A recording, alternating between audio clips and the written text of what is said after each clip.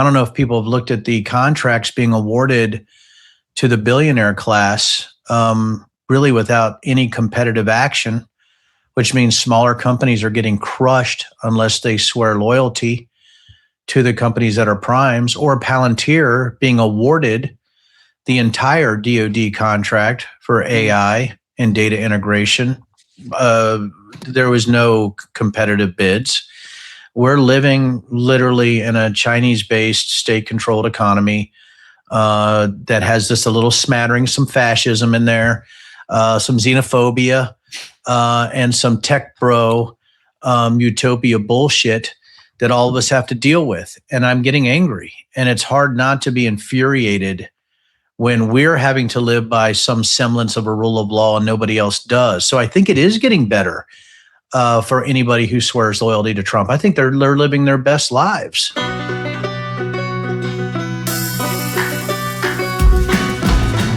Welcome back, everyone, to another unfiltered edition of Truth in the Barrel. The Trump administration all around the world, from Iran to lines at your local airports. Soon, our elections. Let's dive straight in. And look who is back. Our good friend, Denver Riggleman. How are you, my friend? Great. I'm so excited to be with you because, it's just a lovely partnership we have. I love it so much. Well, not much has happened since the last time you've been on the show. So, I mean, come on. I don't know what we're going to talk about.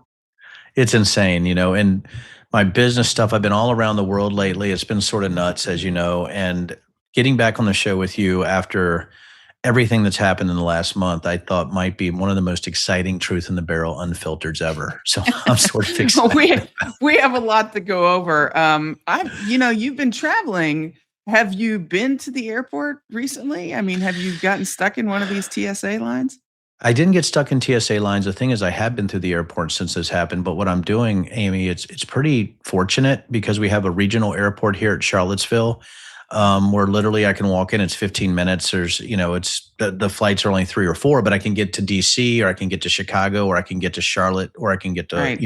I think there's a 4th major hub that I can get to. So it's, 15, 20 minutes still because it's such a small regional airport, but I've been flying to other countries. So I'm flying from a regional airport, connecting without having to go through the lines like at IAD or Chicago. I can do that. And then I head into Canada, or I'm heading overseas into Europe, right? And then I'm heading further into Europe. Or to UAE, right? So fortunately, I've been coming out of international airports to US and coming out of a regional hub rather than a major airport into actually a connector rather than having to go through the big lines at the major airports. The TSA lines, from what I can see, are at the major airports, not at the sort of regional ones. And what's happening right now, we're seeing TSA agents not coming to work. They haven't had a paycheck. They're going to miss their full second full paycheck tomorrow. And the absences, about 40% of TSA agents are just not coming to work. We have 450 TSA officers quit since this DHS shutdown. And, what I saw in the last week, I saw the leader of the Senate, the Republican leader, Thune, and Democrats come together for a deal that, again, was thrown away by President Trump, who is now, in my belief, responsible for this shutdown because he wants, the Democrats to pass the SAVE Act first, which has nothing to do with security. I mean, this is where we're at. Yeah, I mean, I looked at the awful accident of the Canadian aircraft impacting the fire truck on the tarmac. Was at LaGuardia. Yeah. And I've said this so often, Amy, and I want people to hear is that when you have incompetence and sycophancy sort of join, and you have this baseline belief system that's not rooted in reality, and you're making decisions like Sean Duffy or like the Republican Congress or Donald Trump, or John Thune, right? Or, what happens is you have things happen like that on the tarmac because there's a cascading effect of stupidity. I always say stupidity is terminal. And what you're saying is all of it happening at once. The economy, travel, when you're looking at what the tariffs have done, but you're looking at what Iran is doing. You're looking at all this happening simultaneously and a government shutdown, Amy, with everything else that's happening. And you're looking at the indicators. They're looking at inflation could be over 5%. What you got diesel at what, 5.40 a gallon now? Maybe it's going to be the highest ever at some point, as it continues to creep up. And then what you said about TSA and ICE, you have ICE acting as scabs, coming in and getting paid and taking over work from individuals where the TSA union is saying, what the hell is going on here? We have ICE being paid from DHS coffers. Guess where TSA comes from? What? And so I think it's mind-boggling. And here's the last thing, and I know you'll probably love this. Do we have ICE in the airports now in perpetuity, or as long as Trump is president, do we have ICE walking around the airports looking for people to abscond with? And I think that's my biggest issue is we have so many stupid, ignorant, sort of ideologue-based decisions not rooted in reality and only based on the whims of a malignant narcissist that you're seeing the downstream effect of people dying. You're seeing the downstream effect of really the economy starting to crash. You're seeing everything starting to happen simultaneously because of just the incredible amount of awful decision-making that's happening in the federal government. Yeah, I think of a couple things. One, I think this is just the height of incompetence at the highest levels of government and inefficiency. Okay, because you spelled it out. We now have ICE in airports doing the job of TSA agents who are trained to do that job, who are not getting paid. So we're screwing over them, and we're still going to have to pay them. One of the most interesting pictures that I saw in the last week, you can find it online, was this picture that somebody took in an airport of an ICE agent inside the airport on the second level, checking his phone because he's so bored. He's just scrolling on his iPhone. And you can see outside the massive lines trying to get in. I mean, it's just the height of stupidity right now. Well, it's incredible to me that you maybe have Trump's personal police force being deployed to places like airports, because that's all that ICE is now. It's just a personal police force based on the whims of Donald Trump. That's it. And now that you have Markwayne Mullin in charge of DHS, I'm sure it's going to get much more intelligent in its application. I mean, that's literally like putting a kindergartner in charge of NASA. And I think that's the issue that we have with the Markwayne Mullins, with what we have with Kristi Noem. Everybody's going to do Donald Trump's, bidding. But again, my God, Amy, ICE has just simply become this $70 billion. I think I'm close to the number. Almost this $70 billion domestic police force that can do whatever they want with impunity, as you saw with the killings of Renee and Alex Preddy. And I think we still haven't gotten any solution to that. The two people died for no reason, killed by ICE. They just left because, and there's been nothing to have. There was no reason for them to go to Minnesota either. So it's just like there's no reason for ICE to be in the airports. It's the exact corollary of a personal police force being utilized for violence at the whim of an insane president that lacks any morals, but really is, I don't like to use the word, it's to the point where you don't want to use the word evil, but you're getting to the point that stupidity, incompetence, and personal gain is starting to have a downstream effect where very bad things are happening to people. Yeah. And what happened in Minnesota, there was no investigation. There was no accountability, no reform after that. Let me ask you this.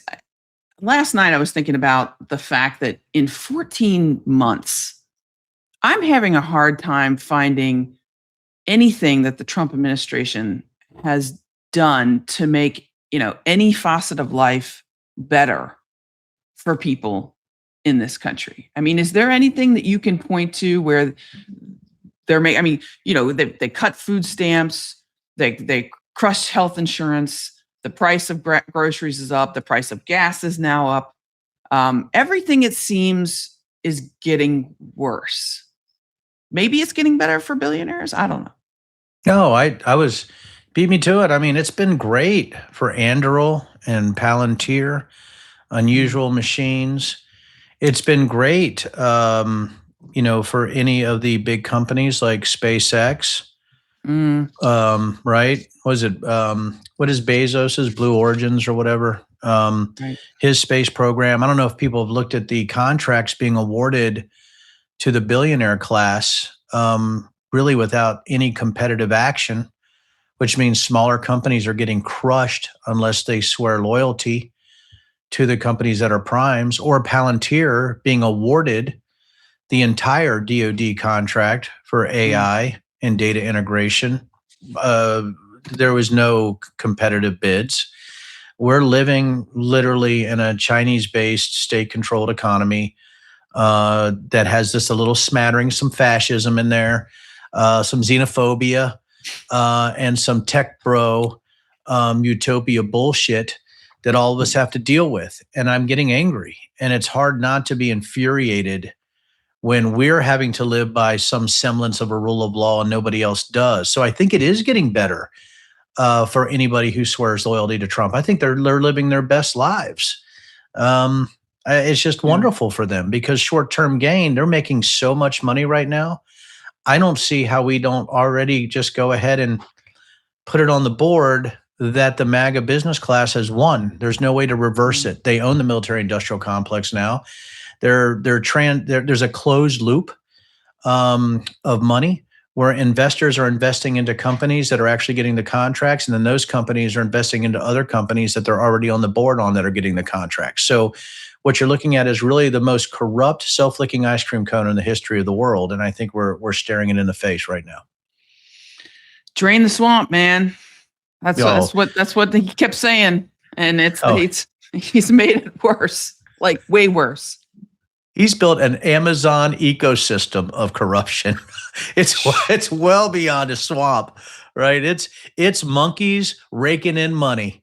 That's what it is now, screeching through the trees and just giving each other, crap and money. That's what they're doing. And I don't know how and it's so funny. Amy, me, I try not to be a pessimist, but I usually am. But I'm a happy pessimist, though. I want people to know I'm a smiling, chuckling, happy pessimist. But it's going to be very difficult to back out of this. I just don't know how you put the toothpaste back in the tube with how much they own and control now.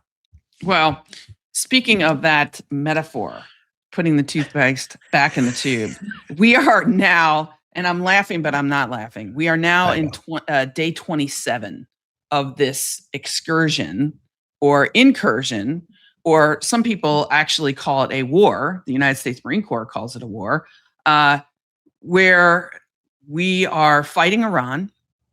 The human cost of this is already over 3,000 people. Over 1,000 civilians have died. A couple hundred children have died here. 8 U.S. service members, maybe more, have perished in this. And it is a regional war, not just Iran. It involves Israel, United States, Lebanon, Iran, Iraq. I've just read this morning, New York Times article said that all of our bases in the Middle East have been so severely damaged that our American troops they're not living in the bases anymore because, they're damaged so bad. We have replaced the Ayatollah Khomeini with the Ayatollah Khomeini. Okay. And we don't have a strategy. I'm not laughing because to go back to the toothpaste thing. It's out, man. What are we going to do here? The president has said that the war is winding down, and he says it one day, the next day we're moving in ground troops. We're bringing in Marines. We're bringing in special forces. I mean, you and I haven't talked since this whole thing began. What's your assessment of where we're at here? Well, I would say Tel Aviv would beg to differ that the war is winding down. You saw what happened the last couple of nights. Their air defense system broke down. And, missiles and or Shaheeds got through and, killed some folks, injured a lot of folks, hundreds, I guess it was. And, and I look at this and I'm wondering, do they even understand? First of all, they're going to lie. I mean, the first thing that this administration does is lie. You can't believe any of the data. You can't believe any of their facts, what they put out there. And by the way, I think, was it 13 dead, right? Probably 13, almost 200 injured. Yep, almost 200 injured. You're looking at that. That's a pretty big count. And now they're talking about going, which, as you know this incredible. If we put boots on the ground in Carg Island or we do anything like that, absolute insanity. I don't think people realize there's 20,000 people on Carg Island. It isn't some isolated outpost. And even us getting there, the asymmetric warfare issues we're going to have to even land people on that island, right, is going to be absolutely mind-boggling because we don't even understand what they have. We have civilians actually civilian households launching drones out of homes now. And so when I'm looking at this Shahed threat, when you're looking at the drone threat, we weren't ready for this asymmetric problem that we had. As you know, the first service members that died was from a Shahed strike. Think about that, Amy. We didn't even realize, we haven't been with the Ukrainians to know how to actually combat this asymmetric threat. So all this is happening simultaneously, and Iran just has to wait us out. We still haven't figured out how to stop the fast boats mining the Straits of Hormuz. And I don't think people realize the Straits of Hormuz is 470 miles? It's not a small place. Right. It's not small.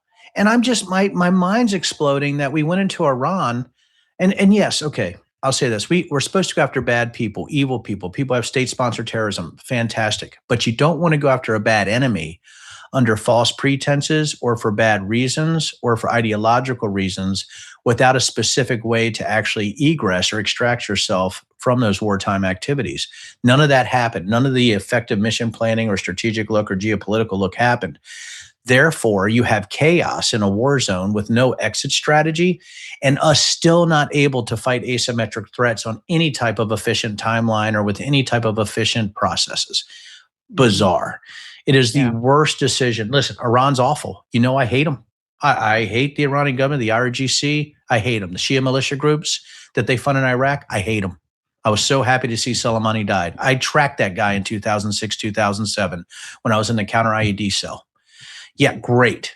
Blow them to pieces. However, there's a difference between personal military vendetta, which Denver Riggleman has, and actually being an adult in the room and making a geopolitical decision that saves civilians. And we don't do stupid things, that we try to use diplomacy first before force. And this isn't just a whim, or the reason that Trump's doing this is for personal gratification or for financial gain, which is really the bottom line reason that all this happened. I don't think he knows why he's doing it. And I don't think the people that are following him in Congress know why.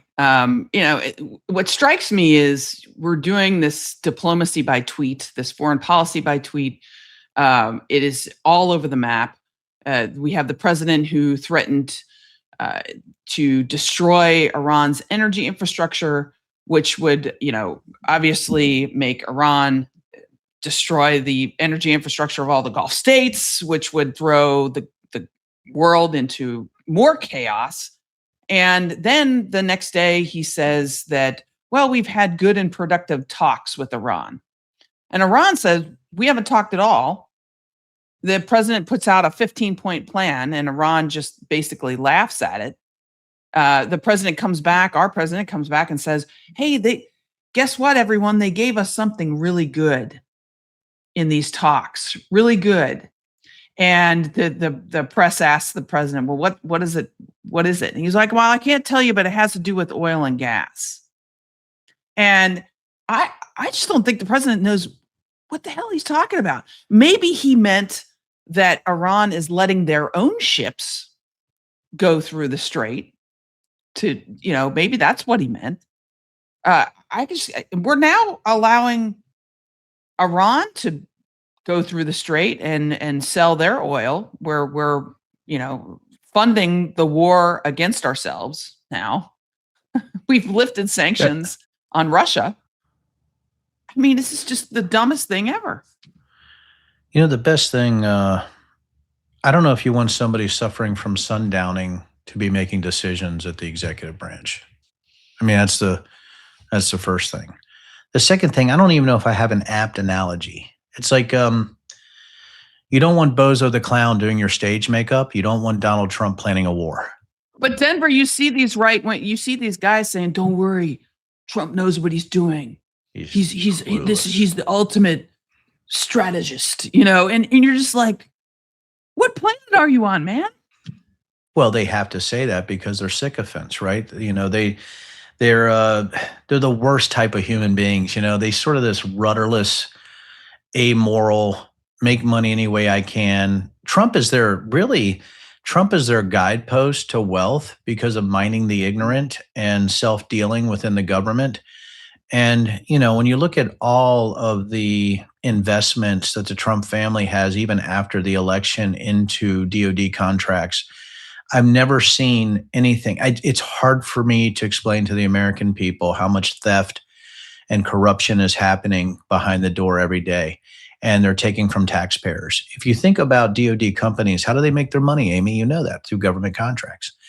That government contract is funded through taxpayers. And if they're making profits and there's investors in these companies, those investors make a lot of money from taxpayer-funded contracts. Well, the investors just happen to be the Trump family on between 20 and 30 companies downstream in certain segmented gaps that already have these contract vehicles in place. So again, I'm to a point that everybody talks about, I see the chyrons or I see the thumbnails from other shows, and it's like, Donald Trump shits his pants, breaking news. And they don't care about that. They're laughing about it because what they're doing is they're collecting so much money. They're making obscene amounts of wealth. It doesn't matter if MAGA loses. They already own it. They already own it. And the only way to extract that is through massive criminal proceedings. And I don't see that happening. I mean, the Democrats should have done that after January 6th, and they didn't. Independents should have rose up in horror, center-right people who call themselves never Trumpers, and should have risen up in horror. But instead, you have this half-stepping, mealy-mouthed bullshit that's happening from so many people while they're just sort of using our coffers and this massive debt and deficits we have every year. They're using that to enrich themselves. And I'm just, it gets almost exhausted talking about it sometimes. Yeah, I know. And we're spending $1 billion a day on this war now. The cost of gas is up, the cost of plastics, everything. Now I'm told I read yesterday, the U.S. Postal Service is going to impose a fuel surcharge of 8% on packages coming, fertilizer, all this stuff. We're ultimately going to see higher prices because of this. But, one of the things I've been thinking about, and I get the question all the time about the military part of this. I want to ask you, is there a military solution to this problem that we created in the Strait of Hormuz? I have my thoughts, but I want to ask you, I mean, is there even a solution here? What are we willing to commit? I mean, there's a solution. And there's a few, right? When you talk about courses of action, if I was briefing you, Amy, and I'm an intelligence officer, and say, Amy, you're in the Senate, and we're in subcommittee, and you're like, General Riggleman, what are the military options? General, yeah, go ahead. I wouldn't laugh if I said Senator. That's very mean. But you did. Mean, Amy. My heart's hurt. No, I would say, Senator McGrath, that's a great question. The first thing is for us to remove ourselves. The first course of action is that we look at a diplomatic solution, remove ourselves from the Strait of Hormuz so we don't have these type of threats. That's the first course of action. The second course of action is we continue this limited function, right, in perpetuity for as long as we can, right, to attrit Iranian military, and to see if over the next few months we can have some kind of semblance of order in the Straits of Hormuz. You're like, yep, okay. The third thing is we go all in. And if we do go all in, that means that we could alienate multiple allies, almost all of NATO. If we do something like this, the Americans control the Straits of Hormuz, the United States, which would cause untold monies to come from United States taxpayer coffers, for a military style occupation of the Strait of Hormuz, including our Navy, and land troops, right? If you look at UAE, right, you look at Ras Al Khaimah, you look at Qatar, you look at Oman, you look at that whole area, right, on the southern parts of the Straits. You look at that whole area, we'd have to control landmass area there too. Mm-hmm. Right. So now we have to do that. Now, if you look at the other side from, Iran all the way from Bandar Abbas, if you're looking at this whole area, I don't think people realize how big Iran is, do they, Amy? 92 million No, because people. it's the size of Vietnam, Afghanistan, and Iraq combined. People have I don't know if they can fathom what 92 million people in that landmass looks like that we would try to actually, sort of control. I just don't know if that's possible. But again, the solution would be complete U.S. hegemony in that entire area. I don't know if that's possible as a military solution. So those are the three courses of actions I would give you, Senator, if you asked me in committee. Well, I see that. The first one you talked about would be just President Trump declaring victory and basically declaring victory, but there's no victory. Iran comes away with, continuing to control the Strait of Hormuz, and we just leave. Yeah. That's conceivable. I don't think the president will do that. He may, but the second one, the attrition one, I'd like to just comment on that. That may be where we're headed. I don't think it's going to work because I feel like, as you just mentioned, Iran is so big. And yes, I know that the Pentagon touts, oh, we have destroyed 10,000 targets and all of this. It just, bombing can only do so much from the air. And so I don't see that as that Iran is going to turn around and give us what we want. The third one, which is the all-in strategy, I think this is conceivable, but it is extremely difficult practically, right? You're either looking at a massive invasion of the coastline, or there's this other option that people keep asking me because of the Navy Marine Corps background, which is, hey, let's just do the sea escort. Let's escort the ships in and out. And I know you're laughing, but like, I get this question. That would be an enormous undertaking to escort tankers in and out. First of all, tankers are very slow bombs waiting to go off. Okay. Yeah. But also to escort them, you have to slow down and think of what it would be required for that. Massive amount. And I go back again to, wow, we started a conflict in which we're going to have to forever, I guess, escort ships in the Strait of Hormuz. I mean, it's just the dumbest thing ever. Hey, listen, Iran could get to a point, the fourth course of action, Iran could get to a point where their infrastructure damage is so heavy that they come to the table. That's where they want to be, right? It's course of action 4 is really ready, fire, aim, right? They didn't really have an objective. So we went in, we hit targets, some wrong, like the school, very wrong, brutally wrong, because we probably don't have updated imagery, as you know. It's very difficult, right? If you're going into an area where you haven't updated your DIMPs, desired reports, in fact, your BE target numbers, your basics, like, right? You haven't updated your BEs and your DIMPs, and you might not have the greatest mission planners. You've lost a lot of talent at the upper echelons of the military. But there could be this thing where they're like, this has been a lot of infrastructure. We lasted a few months. It looks like we sort of won. We'll go to the table. That is the best case scenario for the Trump administration, and that is what they're hoping for. I don't know if they got a plan for it, but they're like, please, can we just keep bombing the out of them until, please? That's really, I think, what's going on.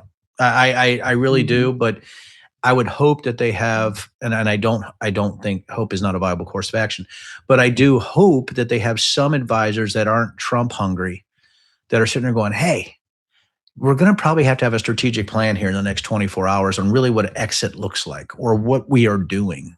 And I think they're going to have to do that. But again, I think it's a hope and spray rather than a hope and pray. And I think that's what's happening right now. I'm worried that there is a very real possibility that at the end of this conflict, Iran will be in better shape, that they will control the Strait of Hormuz and the Persian Gulf in ways that they didn't before.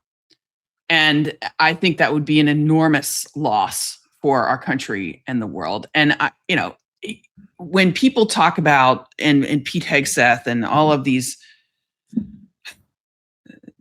chest beaters, about war, and we got to win this thing, if you do a war where thousands of people die, we spend billions of dollars, and all you do is get back to where you started from. That's not winning. Okay. I think that is, Denver, I think that is the best we can hope for right now. And the worst is that we end up worse than where we started. And that would be Iran having sort of a de facto control over this geography here. Well, there's three things I'd like to point out, and I hope you like these. Number one, we have lost trust amongst our fellow nations. We are maybe the least reliable ally that NATO could have right now. I don't know how we build those institutional relationships again. That's the first thing on our war in Iran. How do we do that? The second thing, the two countries that have the biggest advantage in this are Russia and China. Right. And I've been trying to tell people this because it was so funny. I had somebody tell me, well, Iran does the Shahed drones. That means Russia is being, they don't have as many Shaheds. You dum-dums. Russia has their own Shahed production line with their own mods. There's 21 different types of Shaheds, ladies and gentlemen. Stop. Iran is not the major supplier of drone parts and components to Russia. By the way, Russia uses mostly Chinese and French wiring harnesses. That's what they use, guys. So let's stop with your bullshit because you don't know what you're talking about. And I do know because I've been there and I've done it. And I'm going back. The third thing, and this is what's really frightening, is that the reason Russia and China, and then there's actually 3 Alpha, they're looking at our tactics and what we're doing, right? Drone warfare is the future. So that does go into number 3, is that we're so far behind in drone warfare. And people might not know this. Do you know that our drone called the Lucas is a copy of the Shahed? We are behind the Iranians in drone production and drone technologies. We were, and that's why we had to copy it. Look up the Lucas, the Lucas. Look up the Lucas, and you're like, oh my God, we copied the Shahed. Now you have Unusual Machines and Anduril and Palantir and PDW, and you have all these drone companies that are out there. So many, right? So many. The thing is, we're trying to catch up with the efficient way of building counter UAS, counter drone technologies like Ukraine, and offensive drone technologies like the Baba Yaga drone, and their ability to outfit FPVs for $2,000 to $4,000 and destroy a $50,000 Shahed, right? Ukraine's perfected this. Us, the third, 3 Alpha, us ignoring Ukraine or being pro-Putin in the Trump administration has put us so far behind in drone warfare that the Ukrainians in the last exercise, 10 people, I think, took out hundreds of Americans in a day. And we didn't touch them just with drone warfare. That's how good they were. So all of this is happening. We are exposing our weaknesses, our bad decision-making with Ukraine, and it includes back to the Biden administration. We should have had people sitting side saddle in the future of warfare drones. That's all there is to it. All of this stupid decision-making, all of this inordinate amount of incompetence, all of this sycophancy, right? All of this self-dealing is why we had Americans die, why we're where we're at as a country, because stupidity's downstream effects are always terminal. And I keep trying to, foot stomp this and pound the table, but I still think people aren't understanding how all this actually goes into a fur ball of awfulness that's hard for us to get out of. And we've talked a lot about the military aspect of this and drone warfare and how we are behind and we're exposing ourselves as being behind. There are real costs of war, and we talked about the human costs. NATO fracturing, China and Russia winning in this. But Denver, there's also the real moral cost of what we have done here. There has been no legal foundation for this war at all. We have lost tremendous credibility. We have allowed a president to take us to war without the consent of Congress, without a justification to the American people in ways I have never seen in my lifetime. No declaration of war, no debate, no reasoning, bunch of lies. We killed kids on the first day. We denied it. We put out memes, from the White House official, from the DOD accounts. We have a Secretary of Defense who is acting like a 10-year-old. We have a president who says he bombs because it's fun. We have a Secretary of War who says we negotiate with bombs. There is no honor in any of this. And I happen to think that honor matters. It should matter to America. We are not perfect, but this is insane. And Congress does nothing. And at the end of this, we're going to have to look ourselves in the eye and say, well, was it worth it? We dropped bombs on people. Was it worth it? Because again, I go back to this whole idea of if you do all of this and all you do is get back to where you started, that's losing. And we will have lost so much blood, treasure, the moral aspect of this, all of that stuff. It's stated wonderfully. But Amy, we're going to have a $1.5 trillion defense budget. So the vendors are doing great. Yeah, that's true. True. From what I see, it's almost like we have a bunch of little Damians from the Omen running our country, just sort of evil, diabolical children that just want to bomb and hurt. And you're right, without any honor, with no moral compass, and really just with an ignorance that's staggering because they don't understand that monies and material are finite, but that the cost of human life, when you lose somebody, that's infinite. They're gone forever.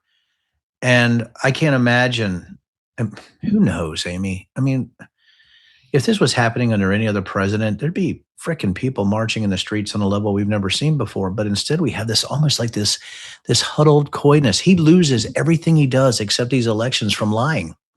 Like everything that he's tried to do has been bullshit. It's been just awful. Nothing's worked. And I still see people like sort of in this little fetal position, like, I don't know if we should go 100% all out, on this guy.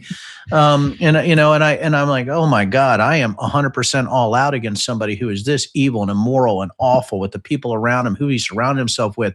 How dare us elect an adjudicated sexual abuser? How dare us elect a felon, a fraudster, somebody who's so close to Epstein, who partied with this guy who we knew did awful things. And here we are. And I still hear, I heard it a year ago when he started the tariffs was, well, we should, he knows what he's doing. And I kind of feel like a lot of people still feel that way. Hopefully some folks are waking up, God, I don't know. I have seen a little bit of people waking up, right? You do see some rifts in MAGA. I still think there's an infection there. I've said it before. I still think there's an infection because MAGA is nationalist and he's starting wars all over the place. They don't like that stuff. Yeah. MAGA is the one who's QAnon. They don't like sexual predators. And guess what else, MAGA? They rely on Medicaid and the ACA. So all those three things, those three pillars they're just sort of crashing. And listen, it's what's happened. Let me ask you about this, Denver. This attack that the Republicans and the president are doing on voting. Okay, so they're trying to pass the SAVE Act. We've talked about that in the past, but specifically the attacks on mail-in voting.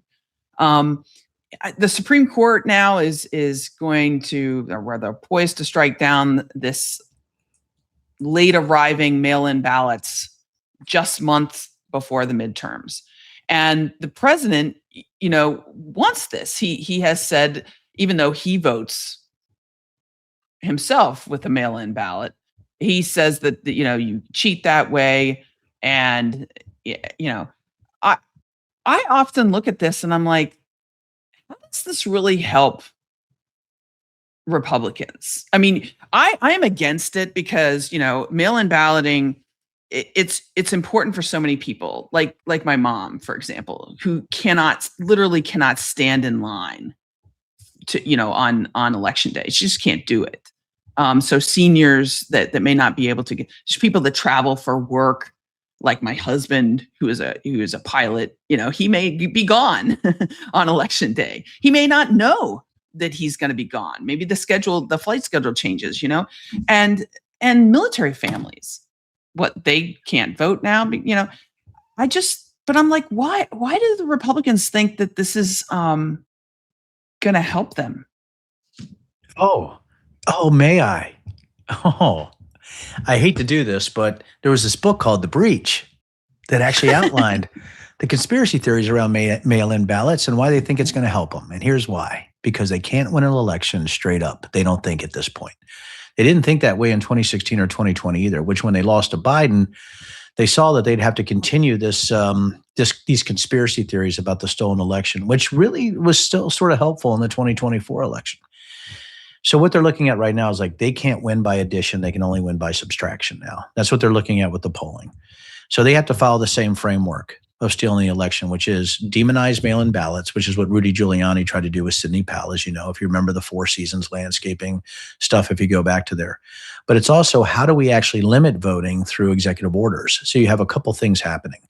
You have them demonizing mail-in voting. They already passed that bill on postal coding, which is going to make it harder anyway. That was their first. The SAVE Act was part of the pillar too. How do you legislate it out, right? How do you legislate the fact that we need to make it harder and harder to vote? Because again, they can only win by subtraction, not by addition.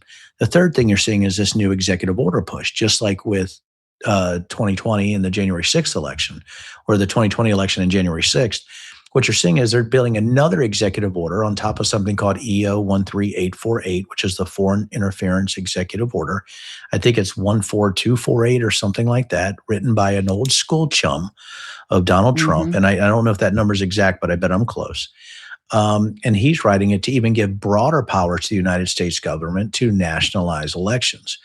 And now you're still seeing them increase, getting more aggressive with demanding that states turn over their voter rolls to the federal government, places like Nebraska, which has already done it. All of this is to actually come up with a way to declare an emergency, or to say that certain states aren't allowed to do mail-in voting, or everything has to be hand counted, to try to slow roll it so they can control it. Also, that's why you have ICE being active. I do think you're going to have ICE in certain swing districts at the polling places, making sure there's no illegal voting, because that's the other thing, right? The SAVE Act is using these conspiracy theories that there's all this illegal voting. All this is done exactly as it was from September of 2020 to January 20th of 2021. It's the exact same playbook. Conspiracy theories, radicalization, violence to stop illegals from voting, mail-in ballots. Remember 2,000 Mules by Dinesh D'Souza, right? And illegal ballots being put in because they used geofencing with telephones, which turned up, I know telephones, it was bullshit, and he had to come out and apologize for it. All these conspiracy theories are the same thing, and it's all this. They can only win by subtraction now, disenfranchisement. And they have to manipulate the election rules through process. Because all these conspiracy theories saying, oh my God, there's satellites changing votes, or Venezuela, or Chinese servers, or German server farms, or Chinese bamboo ballots, or the stupid stuff, the QFC quantum watermarking that Ginny Thomas, Clarence Thomas's wife, talked about in her text messages to Mark Meadows. All those conspiracy theories go to foreign interference. And what I'm trying to tell people is that this is what's coming. It is about subtraction. And my guess is a couple months before the midterms, they're going to say, hey, we've been talking to Maduro, and Venezuela did try to do these algorithms in 2020, right? Something stupid like that, right? So those are the type of things I wanted to tell people. I'm so glad you asked this question. I love this question, but I want to tell everybody it's a big framework of bullshit to try to disenfranchise as many voters as possible. Say you're successful in getting rid of mail-in balloting. Say you're successful in the SAVE Act and making sure that everybody now has to show their passport in order to vote. Is there some data out there that says that the majority of mail-in ballots go to Democrats. Is there some data out there that says that the people that don't have passports are Democrats? Like, I don't understand where they get It's copy. where do they think they're going to succeed here? The majority of mail-in ballots only specific swing districts. So this is what I've been trying to tell people. It's not all 50 states. It's not all 435 congressional districts. It's not all 3,000 voting precincts or whatever it is now, 6,000, whatever the numbers are. We only have to turn certain counties in certain states. And some of those are big areas like Atlanta, like Detroit, right? So when you're looking at where they actually target, Philadelphia. These are the places, guys. I'm telling you, it's just specific mail-in ballots in specific cities and specific states and specific jurisdictions, because those are the swing vote areas. They are going to target the swing vote areas. So if they can demonize mail-in ballots, they think they can demonize enough people and stop enough mail-in ballots for the large blue districts where they can take states. Instead of losing by 80,000 votes, they win by 80,000 votes. That is the theory. And that is what they're trying to execute. Okay.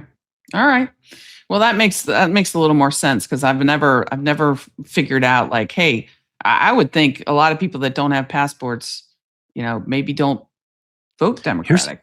The passport thing is really interesting to me. It's not like mail-in balloting, which I see the specific reason for doing it. It's actually valid why they would want to try to disenfranchise as many people as possible in those areas for mail-in ballots. But passports, there's not a lot of people in Pendleton County, West Virginia, that are carrying around passports. And I'm like, be careful what you wish for. Just like the redistricting in Texas. Hispanics turned on Trump. Now they're freaking out. So be careful what you wish for on the passport side. I even started laughing. I'm like, okay, that's what you want to do. Red state's going to have a tough time, man. Tough time. That's what I thought. I was like, man, this might backfire if you really drive it all the way home. I'm like, okay. All right, let's do some quick takes. The VA Denver lost roughly 1,200 mental health positions last year, including social workers, psychologists, psychiatrists, reversing all of these years of gains. We have said for, at least a decade, and I know this because I've been on the board of Iraq, Afghanistan Veterans of America. We have a problem in this country in taking care of our veterans. And we've known for over a decade, we needed more mental health counselors and mental health physicians. The VA has just lost 40,000 employees last year. And the vast majority of those employees are in healthcare. The VA has lost 500 psychologists and psychiatrists. And I'm just like, we're going in the wrong direction here. It's an incredible platform to run on for Democrats and those that are independently minded about how much this administration despises veterans, number one. Number two, when you're talking about the gun argument and Republicans want to scream that it's mental health, not guns, you want to say, well, why are you diminishing mental health so much? It must be the guns, huh? Yeah. So it's a really difficult space to be in when you have such stupidity making decisions. But I think those two things are just going to be huge for people to run against this administration on. Yeah, I mean, for years we have been upping the numbers of mental health staff at the VA, and we have done some tremendous things, and now we're slashing it all. It's crazy. I remember the 21 veterans a day committing suicide. Remember the push-up challenges, the money that people tried to put towards it. Now, they don't care. Let veterans, let those mental distress start another war, and we don't care. We don't All care. right, what's your take, Denver, on Trump's response to the death of Robert Mueller? Oh man, if anybody on earth ever needed a bar ass kicking, right? I mean, that's really what it comes down to. Just a, you almost run out of words. Yeah. But it really is the little dude in the corner, right? That's screaming for everybody to fight, then goes hide in the bathroom. But the fact that he would, simply do and write something so heinous about a true American patriot like that just shows what a husk of a human being Donald Trump is. He's just a pathetic, old, senile man who would also wish death on those who stole his parking space at a Walmart. That's how I think about it. It's embarrassing. It would have been better if he had done nothing. Robert Mueller was a Vietnam veteran, Marine, Purple Heart, Bronze Star recipient. He was a public servant his whole life. And this response by the president reminded me of his response when John McCain, who is another Vietnam veteran, prisoner of war, public servant, American hero, passed away.